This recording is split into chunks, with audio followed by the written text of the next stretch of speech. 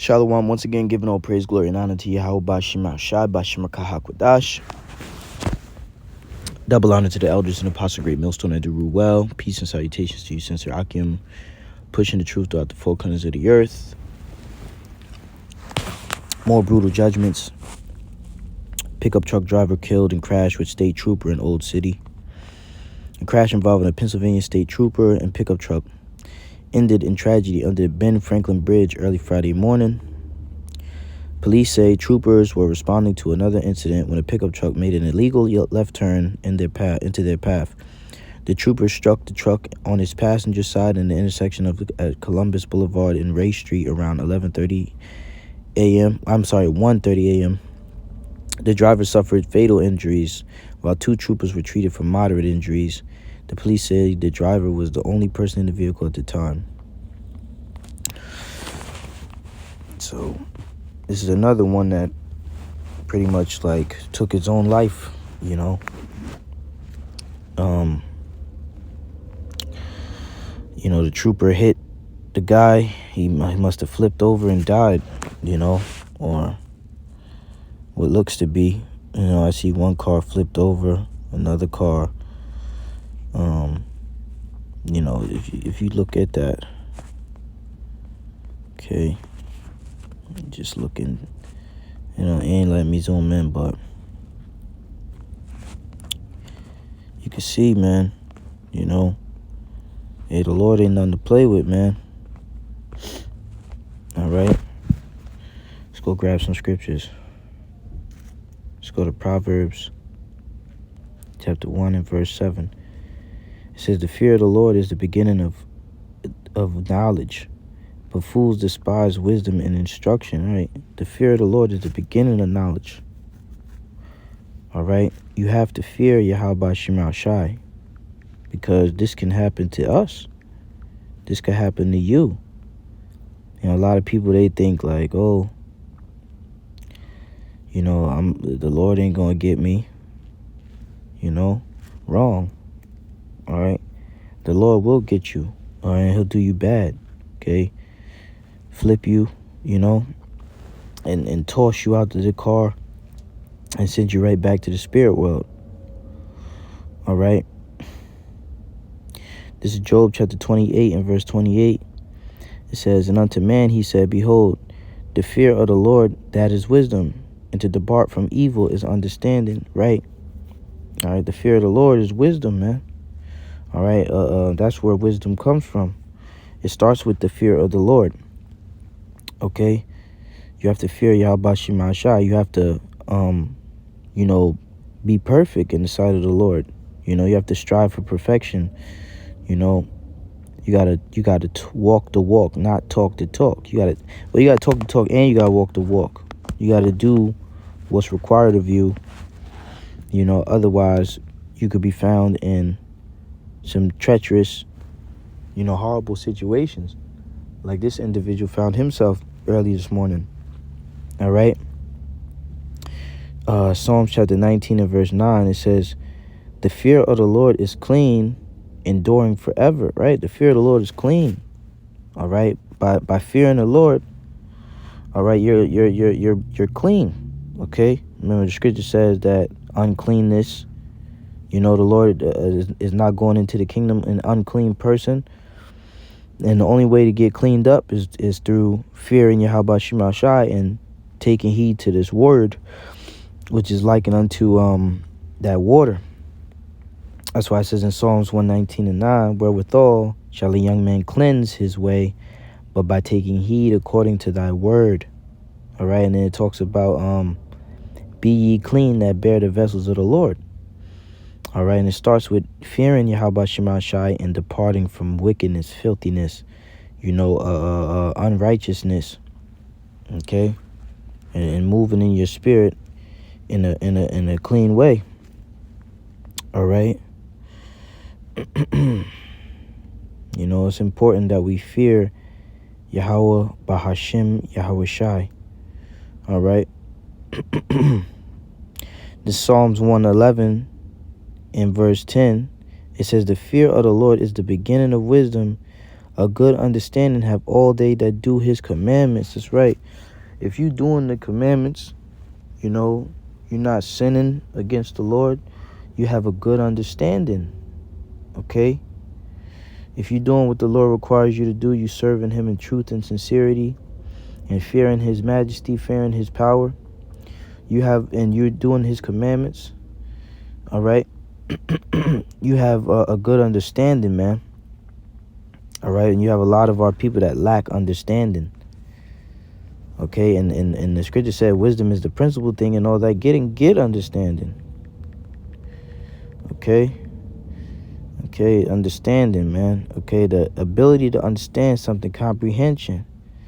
All right, having insight or good judgment. That's right. Okay, insight or good judgment, comprehension, perception. Okay, the power of comprehending. Okay, you want to be able to comprehend. Okay, the action or capability of understanding something. Okay, you know. And that starts with the fear of the Lord. All right. And you know, seeing things like this go on, you know, every day, and the Lord bringing brutal judgments, you know what I'm saying, and people still not fearing him and then continuing in their pride, you know, that's why it says great miseries are gonna come, man. This is 2nd Ezra chapter 8 verse 50. For many great miseries shall be done to them in the latter time. For many great miseries shall be done to them that in the latter time shall dwell in the world, because they have walked in great pride, right? You know, whether a demon get on your ass and you just like, fuck it, I'm gonna make this left turn, boom, you know, disregarding the state troopers and all that, you know? What kind of spirit was on this guy?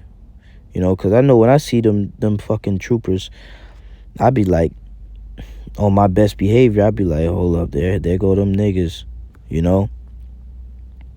This guy crashed directly into him and died, you know? So, you know, either he was intoxicated, who knows?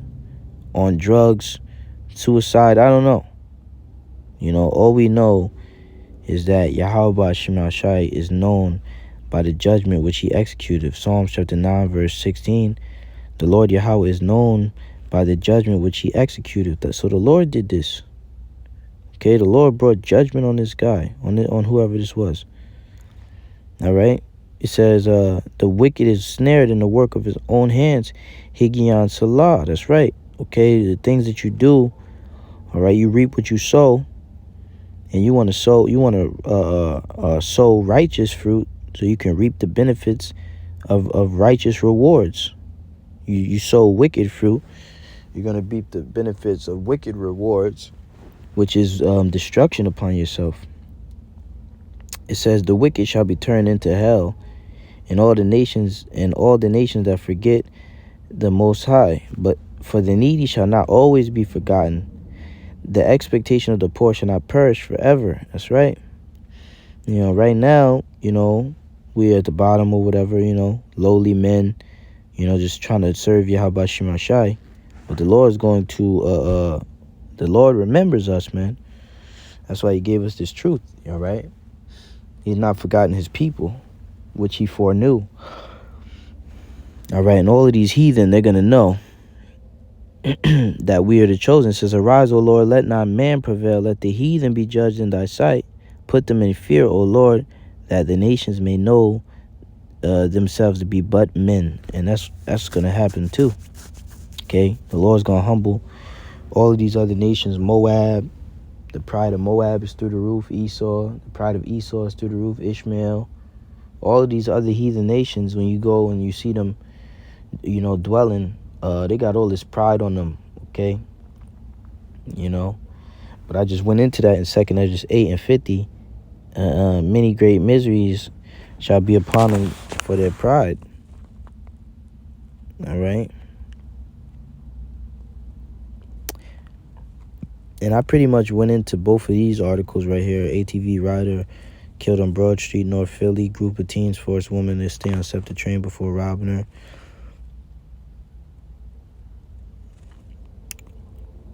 I didn't cover this one about the Philadelphia drug trafficking takedown. All right, but yeah, man. Okay, just another warning. Okay, the Lord said, "Warn them from me."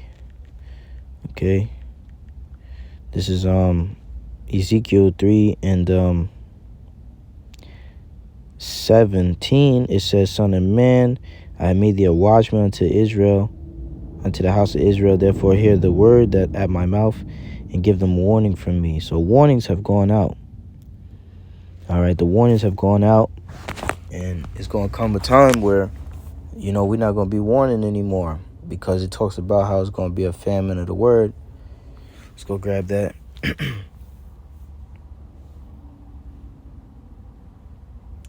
And then it's just going to be straight up judgment, man. Amos chapter 8, verse 11, it says, "Behold, the days come, saith the Lord Yahawah, that I will send a famine in the land, not a famine of bread, nor a thirst for water, but of hearing the words of the Lord Yahawah. And they shall wander from sea to sea, from the north even to the east.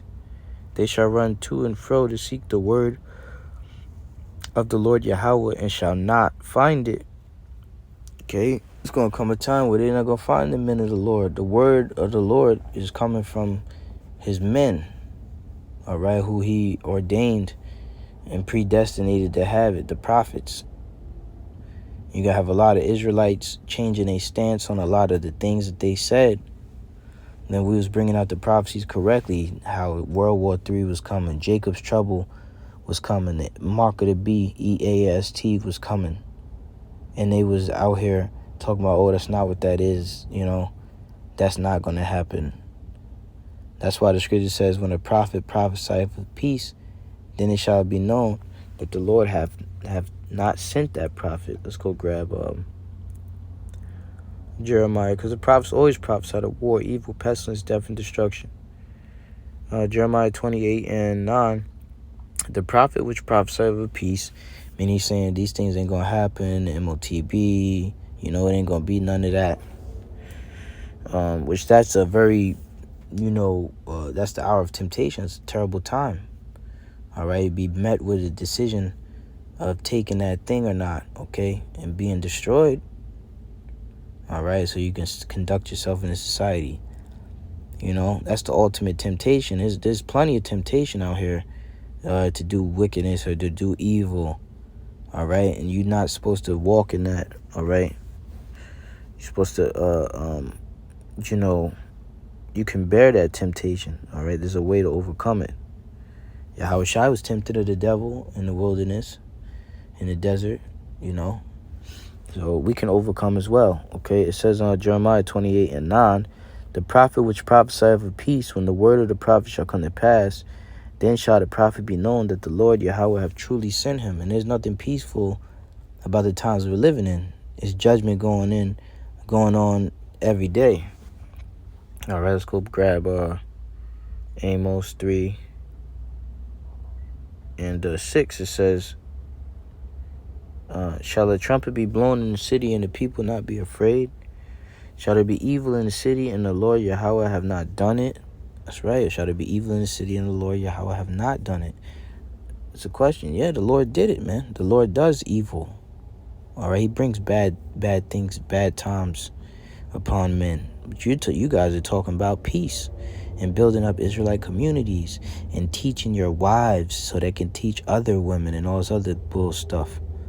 Okay, we doing that. We teach our women.